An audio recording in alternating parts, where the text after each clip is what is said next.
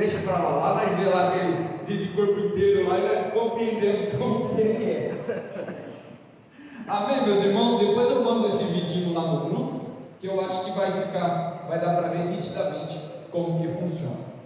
Queridos, então, abra sua Bíblia lá em Apocalipse 6. Nós chegamos hoje em um princípio. Apocalipse 6 é um princípio tenebroso para aqueles que ficarem para a tribulação e grande tribulação. O capítulo de número 6, ele vem logo após a apresentação do Cordeiro. Lembra que no capítulo 5, João viu a exaltação, a exaltação do Cordeiro, daquele que é digno de ter o livro em suas mãos e desatar os seus 7 selos. Jesus, por ter vencido a morte, por ter tomado a ira de Deus, ele recebeu legalidade e todo o poder para pegar o livro que estava na mão destra do Pai que estava sentado no trono, e ele hoje, não agora nesse exato momento, mas agora acompanhando aqui, se o arrebatamento fosse hoje, tá? Vamos por aqui assim, se o arrebatamento fosse hoje, porque essas coisas vão acontecer pós o rapto da igreja. Lembra que eu falei para vocês que existe 3 linhas de interpretação dentro do Apocalipse, dentro da escatologia? Existem várias, mas entre elas as mais importantes: meso, pós-tribulacionista e pré-tribulacionista. Existem pessoas que acreditam que o milênio não é literal, que nós já estamos vivendo o milênio, tá? Então só vai se findar com o juízo do Cordeiro, com a ira do Cordeiro. Existe o pós-milenista ou pós-tribulacionista. O que é isso? É aqueles que acreditam que a igreja passará por tribulação, grande tribulação, e verá Cristo voltando e pisando no Monte das Oliveiras e reinará depois no milênio. Esse é o pós. E existe os pré-tribulacionistas, que é a linha Assembleia de Deus. A maioria dos assembleianos acredita que a igreja será arrebatada antes da tribulação e da grande tribulação. É o que pelo menos eu acredito e é o que eu quero que aconteça, tá bom? É o que eu quero. Eu não quero passar, ninguém tem o dom de mártir, né? Ninguém quer passar por tribulação nem grande tribulação. Pequenas aflições aqui, muitos já nem vêm mais para o pé de Cristo. Imagine naquele dia de tribulação e grande tribulação. Então, mas mesmo assim, nesse período, imaginamos agora aqui, ó, a igreja foi arrebatada.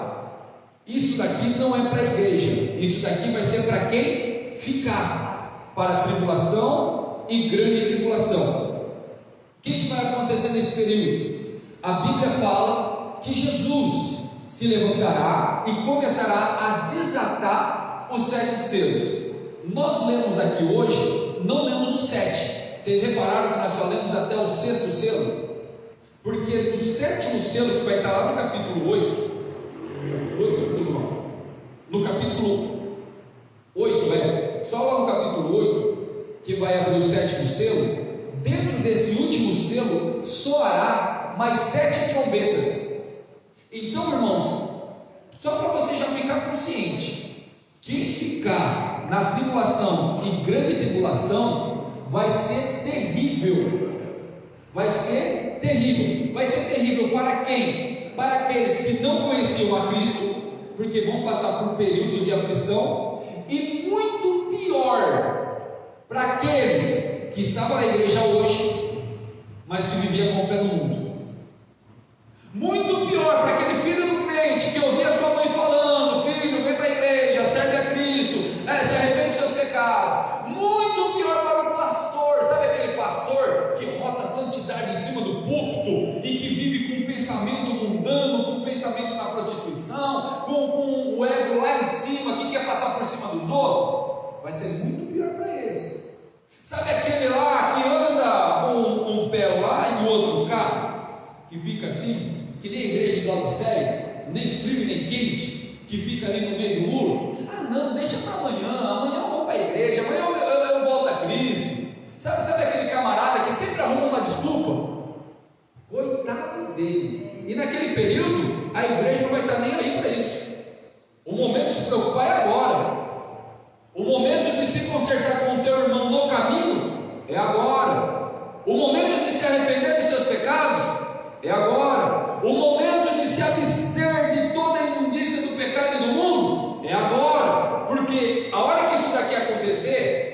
crentes vão saber que aconteceu, filhos de crentes saberão que aconteceu, desviados vai saber que aconteceu rápido, porque ele sabe que o rápido da igreja é iminente. A iminência vai acontecer. Quando? Não sabemos. Temos como se preparar? Sim, porque os sinais estão gritando que a volta de Cristo está próxima.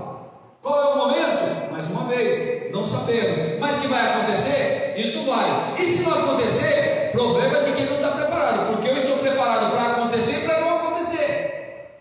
Porque tem muitos que falam assim: ah, mas vai demorar. Ixi, não aconteceu até agora, não é amanhã que vai acontecer. Não. Irmão, pode até ser que você tenha razão, mas eu volto sempre a minha pergunta: e se nós tivermos razão? À vontade, pastor.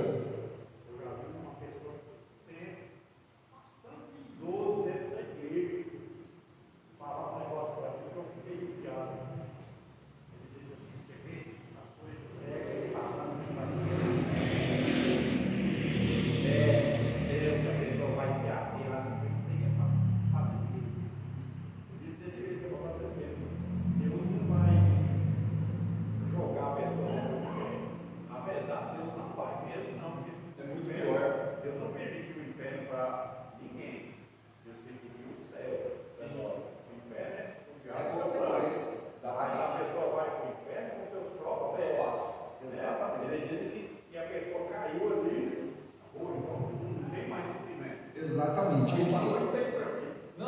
O que acontece? Tem muitas pessoas. Existe uma coisa muito importante que nós precisamos entender dentro disso que o pastor Antônio está falando. Tem muitos pastores e pregadores que usam o inferno para botar medo na igreja. Tem muitos. Existiu na história um homem chamado John Tetzel. Quem esteve aqui na história da igreja, no finalzinho de Atos, vai lembrar. John Tetzel, ele fazia o quê? Ele fazia até uma ensinação, pastor. Ele fazia um teatro, e dentro desse teatro ele fazia como que era aquele que não ajudava, aquele que não ofertava, aquele que não dizimava, aquele que não obedecia. O que acontecia com ele? Então ele fazia até um teatro para mostrar o inferno, e as pessoas corriam ao pé de Cristo por causa do medo de ir para o inferno. Isso daí perdura até os dias de hoje. Tem muitos pastores que usam a condenação, que é um fato, a exterminação, que é um fato, é bíblico. Isso daqui a Bíblia fala. Jesus não está passando a mão na cabeça falando que não vai acontecer. Vai acontecer. Vai ser lançado o ímpio. Só que isso que o pastor Antônio falou é verdade. O lago de fogo não foi feito para ser humano, foi feito para Satanás e os seus demônios. O homem está indo com suas próprias pegadas por lá, porque antes da graça, tudo bem, mas depois da graça eu fui resgatado, eu fui comprado por Cristo. Eu vou agora para a condenação se eu quiser, porque a Bíblia está nos orientando, as Escrituras estão nos apontando, Cristo está nos exortando, o Evangelho está sendo pregado. Só não ouve quem não quer, principalmente nessa cultura aqui, nem de Monte Alto mesmo. Só vai ser condenado quem quer, porque é negligente, não lê Bíblia, não vem nos cultos de quarta, prefere muito mais ficar tirando uma soneca em casa do que vir no culto para aprender. Eu falo abertamente, não é qualquer lugar daqui em Monte Alto que vocês têm aqui não. Muitos pastores querem movimento, querem quantizar dias para poder fazer. Eu não estou preocupado com o movimento, vocês já perceberam isso. Eu estou preocupado com a mente de vocês.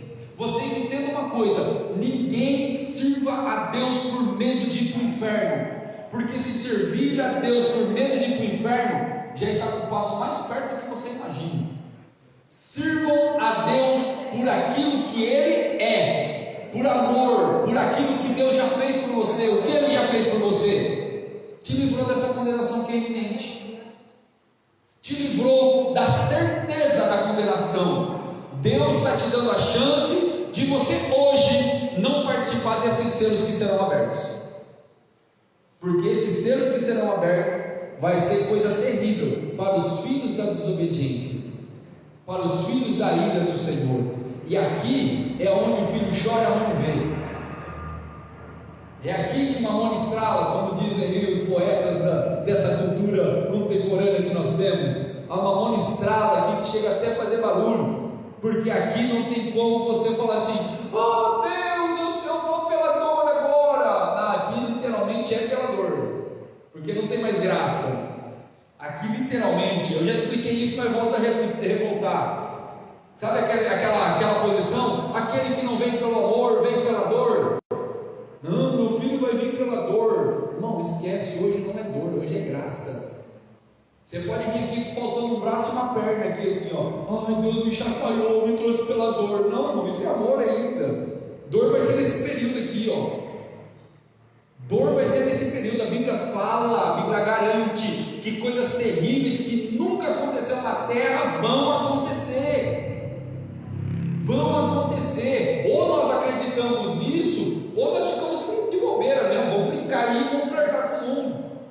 Eu não estou falando isso para botar medo, mas é para botar consciência do amor de Deus tão grande pelas nossas vidas, que Ele vai nos livrar dessa condenação. A igreja não vai passar por isso. Por isso que eu sempre exorto e vou continuar exortando: mantenha-se fiel ao Senhor Jesus, para que você não venha perder a sua coroa e a oportunidade de estar a bodas do Cordeiro nesse momento. Porque aqui a igreja está com Cristo, está nas bodas. Mas aí agora o verso de número 1 diz assim, ó: e havendo o cordeiro abrindo um dos selos, olhei e ouvi um dos 4 animais dizendo, como voz de trovão: vem ver. E olhei, e eis que um cavalo branco, e o que estava sentado sobre ele tinha um marco, e lhe foi dado uma coroa, e saiu vitorioso para vencer. Irmãos, nós estamos diante de um dos textos mais difíceis de se interpretar.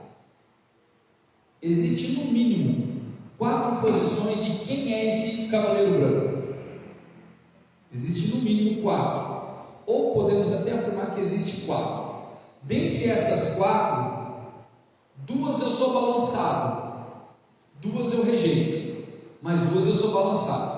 Quais são as interpretações que tem dentro desse cavaleiro branco? Primeiro, alguns, principalmente pré-tribulacionistas, afirmam que esse cavaleiro branco é apontado como o anticristo. Já ouviram falar disso já? Não? Até o pastor Vinícius já ouviu, o Arthur já ouviu, alguns irmãos já ouviram aqui, que é o anticristo. Por que não concordam que é o anticristo? E gente grande, tá? Bastante gente famosa, que tem conhecimento, que defende. Eu não acredito que é o anticristo, porque a cor branca, ela simboliza, praticamente toda a Bíblia, simboliza uma pureza, simboliza algo divinal, algo que condiz. Jesus tinha suas vestes brancas, seu cabelo branco, mostra uma pureza. E para nós sabemos que nada que é de Satanás é puro. Então como que estaria simbolizando algo puro a um ser impuro? E outra, olha só, continua o verso número 2: e viu um cavalo branco, e esse estava sentado sobre ele tinha um arco, e foi-lhe dada uma coroa, e saiu vitorioso para vencer. Espera lá, um arco simboliza morte, pode ser tendencioso para matar.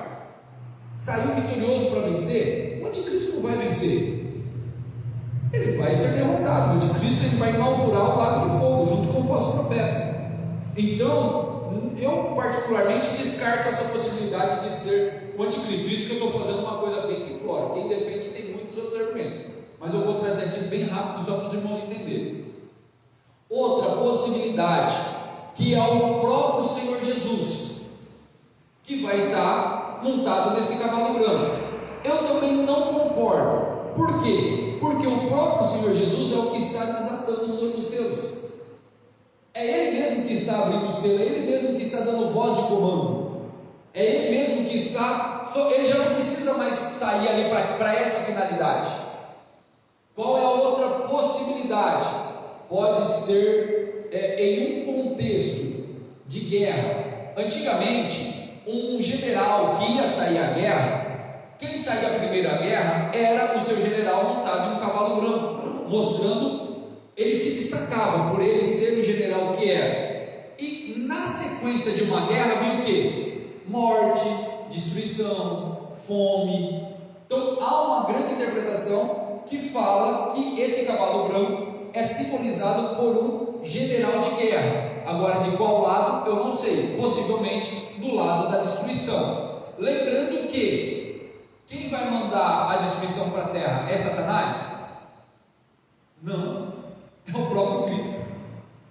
Não é o diabo que manda as coisas para cá. O diabo não tem poder para nada, irmão. Se não for da vontade de Deus, o diabo não vai fazer nada. Por isso que eu falo para vocês, abra um parênteses aqui, esquece esse negócio de macumba, esquece esse negócio de olho gordo. Gente, vocês já são crentes, já passou um tempo disso já. Para com isso. Não foi o próprio Deus que permitiu. Ou nós acreditamos no próprio Deus que nós servimos, ou começamos a ser igual a eles mesmo. Para lá, para com esse negócio.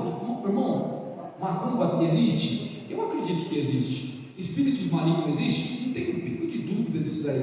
Pode chegar na tenda de uma pessoa? Com certeza.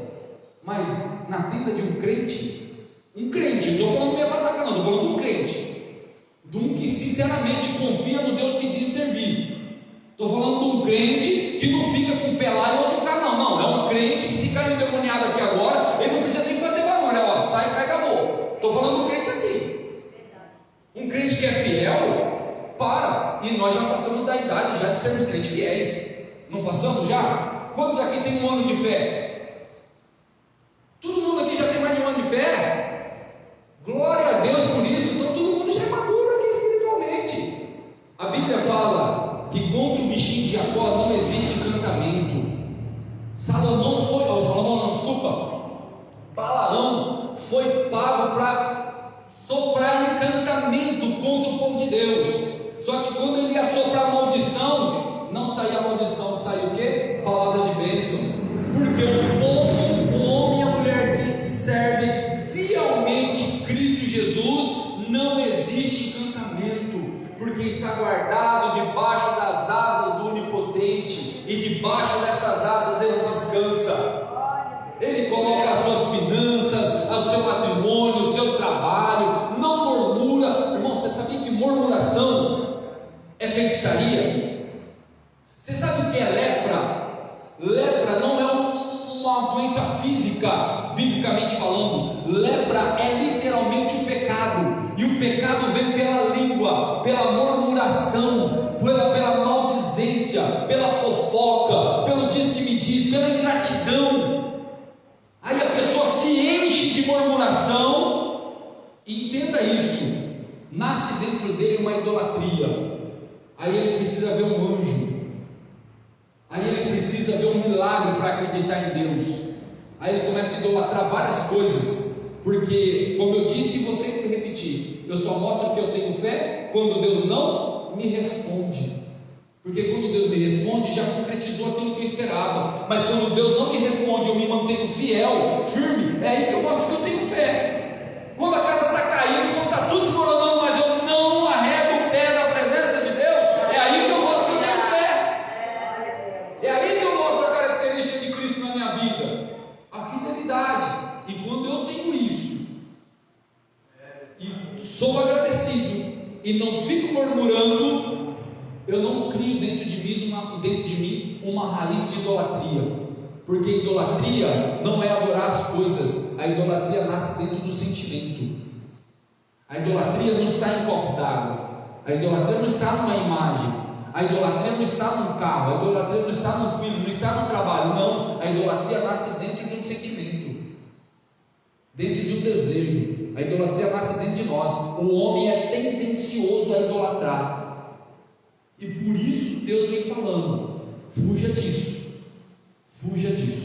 tá bom? Glória a Deus. Voltamos aqui então, fecha aspas aí, voltamos ao texto. Então nós falamos sobre o anticristo, uma possibilidade de ser Cristo, uma possibilidade de ser um general de guerra, e a possibilidade, entre as quatro mais as que eu vou falar agora, eu fico com a parte de um general de guerra, tá? E eu sou balançado também para essa, que esse cavaleiro branco pode também simbolizar o Evangelho. pré-tribulacionistas acreditam também que o Evangelho é simbolizado por esse cavalo branco. Por quê? Porque o Evangelho é vitorioso, o Evangelho tem um arco que perfura o mais duro coração, o Evangelho ele galopa e leva as boas novas. Mesmo em meio à tribulação haverá pregação do Evangelho, porque lembra que agora é graça, só que lá na grande tribulação será pela sua própria vida.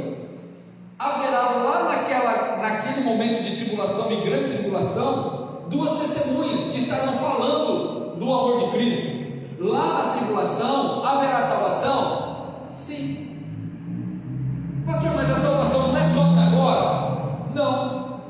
A salvação é para lá também? Sim. Mas como isso funciona? Graça e vida. Hoje, como eu disse, tudo é graça. Você não precisa dar dízimo para ser salvo, você não precisa fazer boas obras para ser salvo, você não precisa pagar preço para ser salvo. Não, pelo amor de Deus, tira isso da tua boca. Eu tenho que pagar um preço, eu estou pagando um preço. Para. Jesus já pagou tudo, você não paga nada. Você não paga preço nenhum. Ou o teu sacrifício vale mais do que Cristo?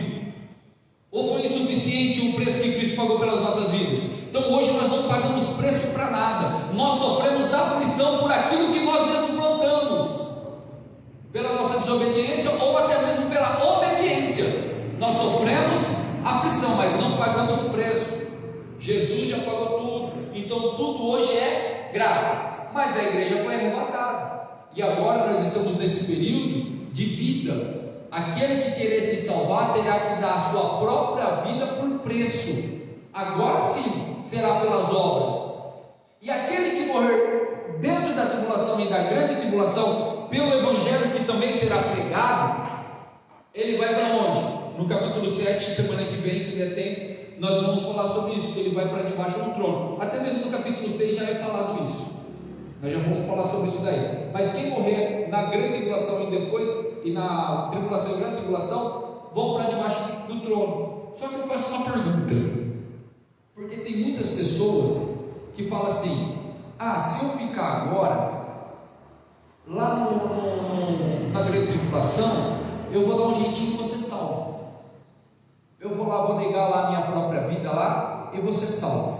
Só que o cabra é tão desligado da mente que ele esquece de que hoje nós só somos convencidos porque o Espírito Santo está nos rodeando, nos convencendo, está nos impulsionando. Eu e você não viemos aqui por causa da nossa própria força, nós viemos aqui porque o Espírito Santo nos impulsiona a fazer tal ato. Eu e você não confessamos Cristo na água dos batismos porque nós queremos, não, porque nós confessamos porque fomos convencidos pelo Espírito Santo, e hoje fazemos isso porque Ele nos impulsiona. Só que nesse período a Bíblia fala que o Espírito Santo se retirará, abre aspas, ele ficará inerte, ele não agirá, porque o próprio ser humano, pela sua própria intelectualidade, terá que se virar para alcançar a salvação. Agora eu lhe faço uma pergunta: se hoje, com o Espírito Santo, muitos têm trocado a sua salvação por um prato de lentilha, agora imagine nessa época, sem o Espírito Santo, porque nós lemos aqui que um dos anjos falou assim: uma medida por um denário. Olha o tamanho da escassez que estará no mundo. Uma medida, um quilinho de trigo vai valer um dia de trabalho. E aquele, mais para frente nós vamos falar ainda, que eu tenho que de vez em quando dar uns spoilers para frente, nós vamos falar sobre o sinal da besta. Aqui a Bíblia vai falar sobre os sinais de Deus, dos filhos de Deus. Só que Satanás também vai ter o sinal da besta. E o sinal da besta não é um sinal no braço, literal, e não é um sinal na testa, literal. Lá eu vou explicar melhor, mas já para vocês já ficarem se habituados, o sinal da besta é concernente a um sistema, a uma organização. Sinal da besta não tem nada a ver com chip, tá? Como muitos falam, tem nada a ver aí com cartão de magnético, tem nada a ver. Isso daí para a igreja hoje não vale nada, porque a igreja nem aqui estará. Então isso daí é anticristo. E o sinal da besta, na mão e na testa, eu vou explicar depois lá certinho que isso funciona. Mas não é uma tatuagem, não é nada disso que o povo coloca aí. É uma coisa muito simples e que já está sendo mortificada hoje. Quando a Bíblia fala assim, saia desse mundo, ela não está falando do mundo globo.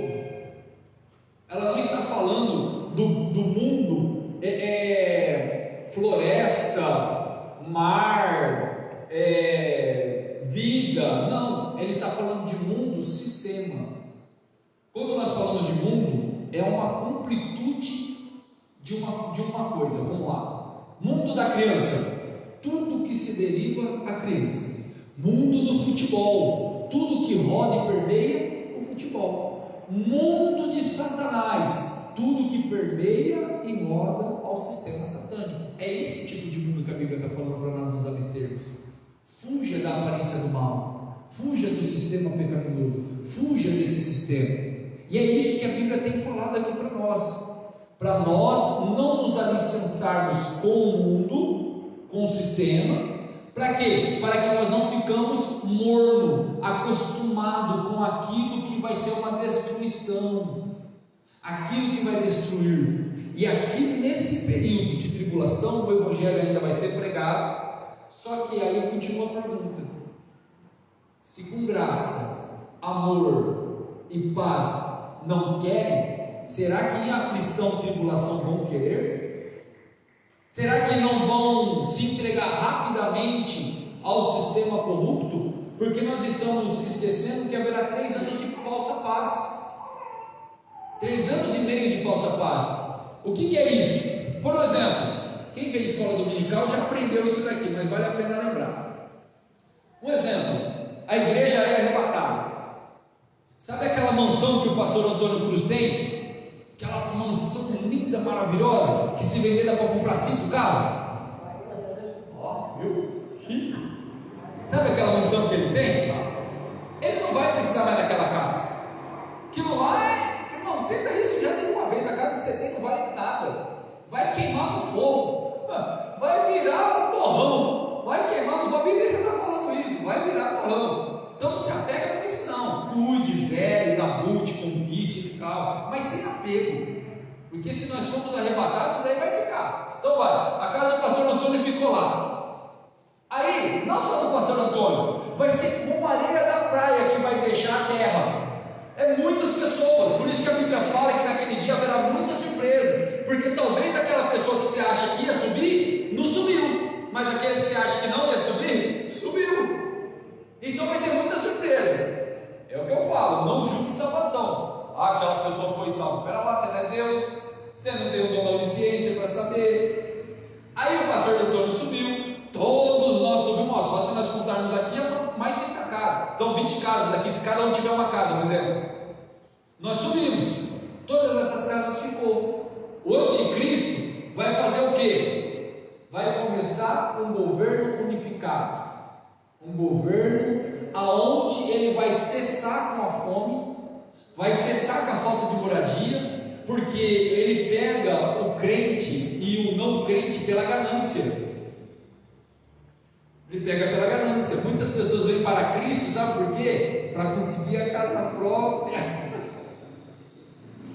para conseguir o financiamento do carro. E o diabo sabe certinho como catar esses camaradas. Ele vai lá na ganância. Aí o anticristo vai fazer o quê? Vai começar a dar casa para todo mundo. Você está sem casa? Pode ficar com essa casa aqui. Aí vai acabar com a casa, vai acabar com a fome, e o mundo vai viver uma falsa paz, diz a Bíblia. Aí eu me pergunto, será que aquele crente ganancioso que queria uma casa não vai idolatrar esse anticristo que vai dar uma casa para ele? Será que não vai? Irmão, se hoje, se Bolsonaro e Lula já tem um monte de crente brigando aí, se os dois não fazem nada para ninguém, só traz distinção entre todo o povo. O povo evangélico é o povo mais bobo que existiu, brigando por causa de 2 ímpios, 2 malandros, que fica lá só sugando aquilo que é nosso. O Bolsonaro é um rei, é um príncipe, é não sei o quê. Irmão, pelo amor de Deus, vai catar um pouquinho. O Lula é um demônio, é não sei o quê.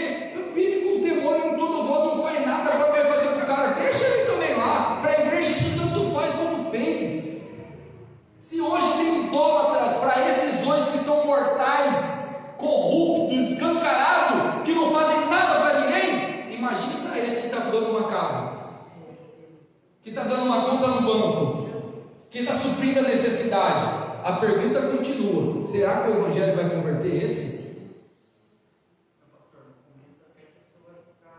Amortizada, depois vai se esfriando. O pastor Leandro falou uma coisa que é fantástica: o ser humano tem a tendência de amnésia.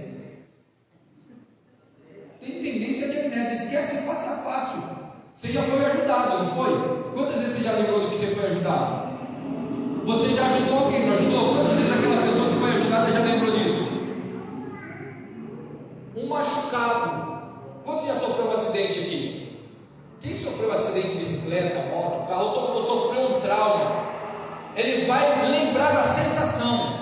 Só que coisas de segundos já passa de novo já o que aconteceu e tem vida não. Salvo e guarda alguns que ficam lá se martirizando por causa de um problema. Mas a grande maioria esquece o trauma. Há um tempo atrás, nós vimos aí um rapaz que entrou dentro de uma creche, matou crianças. Num momento todo mundo ficou, mas daqui a um pouquinho já todo mundo voltou normal, como se nada estivesse acontecendo. Vira e mexe, cai um avião, morre 200, 300, cai no meio da cidade, faz um estrago, 2, 10 dias lá, um mês. Hoje nem lembra mais do acidente da TAM, hoje nem lembra mais de naufrágio, porque a tendência do homem é esquecer. Vai ser algo que vai abalar? Vai. Mas quem vai ser mais assustado? Aqueles que ficaram da grande tribulação. Esses vão assustar. Já acabou, nem lembra mais. Porque a tendência do homem é esquecer. Geralmente ele só lembra aquilo que lhe marca. Testemunho pessoal.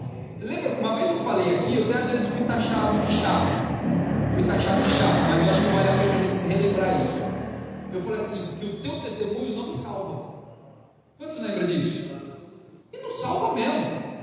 Me mostra que o teu testemunho me salva. Me mostra que o teu testemunho pode salvar alguém. Não salva. Não pode trazer salvação. O teu testemunho me alegra, me impulsiona, me edifica, me faz eu chorar às vezes com você, me alegrar junto com você. O testemunho serve para isso, para um amparar o outro, para se fortalecer, se ajudar, se ampliar. O testemunho serve para isso. Mas o único testemunho que salva é de Cristo, não é? E ai de nós se esse testemunho não fosse falado há mais de 2000 anos, nós nem saberíamos o que é Cristo. Porque o homem tem a tendência de esquecer. Só lembramos, nossa, isso é forte, hein? Isso que eu vou falar é forte.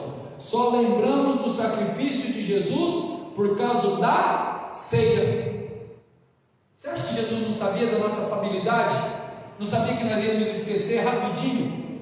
Por que ele falou assim, fazer isso em memória de mim? Porque quando eu participo da ceia, eu lembro do sacrifício de Jesus. Eu lembro, irmão, pelo amor de Deus, me dá ânsia quando eu estou no culto de ceia e o camarada vem e começa a falar de prosperidade. Ô pregador, pelo amor de Deus, fala da salvação, fala do sacrifício, lembra daquilo que Jesus fez, porque o povo ainda está esquecendo. Ai de nós se não tivesse pregadores falando para a igreja, se arrependam e voltem-se de novo a Cristo, porque a tendência da igreja é o quê? Se desviar. Porque você acha que existiu a reforma protestante? Porque a reforma trouxe de novo as primórdios do Evangelho. Hoje estamos precisando de novo de uma reforma, porque já se fugiu muito dos primórdios, mas estamos voltando de novo às Escrituras, estamos voltando de novo ao arrebatamento, estamos voltando de novo, meu Deus do céu, estamos voltando de novo aos princípios das Escrituras. Qual é o princípio das Escrituras? Cristo salva. Princípio, irmão, a Assembleia de Deus não é o povo do reteté. A Assembleia de Deus é o povo da Bíblia, é o povo do Espírito Santo, é o povo do evangelismo, é o povo do amor. A Assembleia de Deus é o povo das boas obras. Reteté não salva ninguém. Olha só o que eu vou falar aqui para vocês, isso é histórico. A Assembleia de Deus. Teve uma vez, Gunnar Wing estava em São Paulo e ele ficou sabendo de um movimento que estava tendo lá no Rio Grande do Sul, aonde as pessoas caíam no chão, aonde as pessoas rolavam no chão, aonde as pessoas gritavam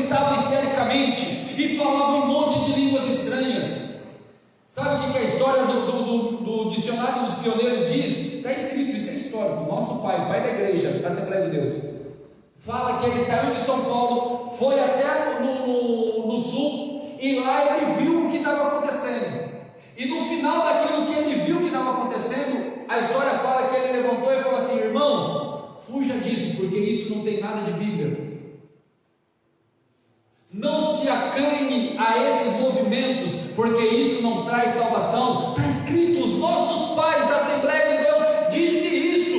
E porque muitos pastores aí que é palhaço de circo, fica fazendo festa no meio da igreja para tentar ludibriar a emoção de cada um. Não, a Bíblia nos orienta a nos mantermos fielmente a esse evangelho que hoje ainda é disseminado pela graça, é disseminado abaixo de homens e mulheres. Irmão, graças a Deus tem homens e mulheres se levantando sem ter medo de tomar pancada. Você já acha que eu me corro um risco muito grande do que eu estou falando? Só que estou nem aí, desde que o evangelho seja pregado, meu querido, é o próprio Cristo que está nos apontando isso. Se levantarem falando: você não pode falar isso, me mostra o contrário. Pedro se levantou e os da sinagoga olhou para Pedro e falou assim: eu vos exorto a não falar mais sobre Cristo, sobre o arrependimento. Pedro olhou para ele e falou assim: julgue vocês mesmos, é melhor ser julgado pelos homens ou ser julgado por Deus? Prefiro muito mais fazer a vontade de Deus do que a vontade dos homens, porque a Bíblia fala, Jesus fala, e levantou-se Jesus e começou a pregar o quê? Arrependemos, porque é chegado o tempo. Arrependemos. E esse evangelho, que é o cavalo branco, está galopando ainda nos dias de hoje, porque o evangelho, ele tem uma coroa e ele saiu para vencer. Ao que tem ouvido, ouça o que o Espírito diz às igrejas. E nesse momento aqui, nós só ouvimos igreja dentro do Apocalipse até o capítulo 3, até a igreja de Laodiceia. Depois de Laodiceia, você não vai ver mais a palavra igreja, porque a igreja já não está mais aqui, mas você vê o que? O evangelho ainda sendo pregado pelos remanescentes, por aqueles que ficaram na tribulação. Haverá testemunhas naquele momento. Haverá salvação? Sim, a Bíblia fala que haverá salvação, mas eu, juntamente com vocês, queremos escalar para ser livre. Irmãos, não deu tempo de ser cavalo branco. Pareceu? Já imaginava? Bom, irmãos, no capítulo de número 6, no verso de número 2, nós paramos aqui então hoje, tá? Porque eu não vou iniciar os versículos de número 3, 4 e 5 até o versículo de número 17, porque senão nós vamos começar e parar. E também, né, já aproveitar esse momento aí de oração, né, de apresentar já a família da nossa irmã Roseli, que veio a falecer nesse momento, tá? Orar pela família da minha esposa, que a Roseli é tia da minha esposa, vamos estar orando pela irmã Loide, a irmã Júnia, pela irmã Giselda, né, que são irmãs aí muito sentimentais, né, que Deus venha trazer aí consolo e conforto, e que a igreja possa estar em oração por essa família que perde um ente querido, tá bom? Nossa irmã Roseli, ela já estava cansada, tá? Nossa irmã Roseli, eu acredito que o nosso Deus levou ela para descansar, porque já vem um bom período já que ela estava em médico, entubada, e saía, não conseguia, já estava internada há muitos anos. Os filhos sempre cuidaram bem dela, né? O nosso irmão Cleiton, a nossa irmã Michele, sempre cuidaram bem dela, só que ela sofreu muito, né? Sofreu muito, e assim, um pesar de separação, né? Eu falo, mas também com um gozo na alma de que Deus achou por bem de levar ela para o descanso, tá? Porque ela estava sofrendo bastante. Não digo a morte é uma passagem, mas o sofrimento ninguém merece, né? Então, que Deus venha confortar a família E nesse capítulo 6 nós falamos acerca desses que morrem, né, e vão para debaixo do trono. Aquele que morre e vai para o céu, ele não fica em um sono, como tem algumas pessoas que falam que é o sono da alma, que fica lá imerso. Não, você vai ver aqui que os que estavam debaixo do trono estavam conscientes e clamando a Deus até quando tudo aquilo ia durar. Então, hoje chegou o dia da nossa irmã Roseli ir ao trono da graça e aos braços do nosso Deus, e lá naquele dia, com certeza, em nome do Senhor Jesus, nós o veremos e teremos lá na grande boda do Cordeiro, né? A Bíblia diz: linda coisa é para um justo morrer na salvação de Deus. Tá bom? Deus se agrada na morte de um justo. Então, eu acredito que, pela minha pré-ciência, meu pré-julgamento, que ela está lá com o Senhor. Amém, meus irmãos? Sendo assim, vamos nos colocar em pé. Vamos estar fazendo aqui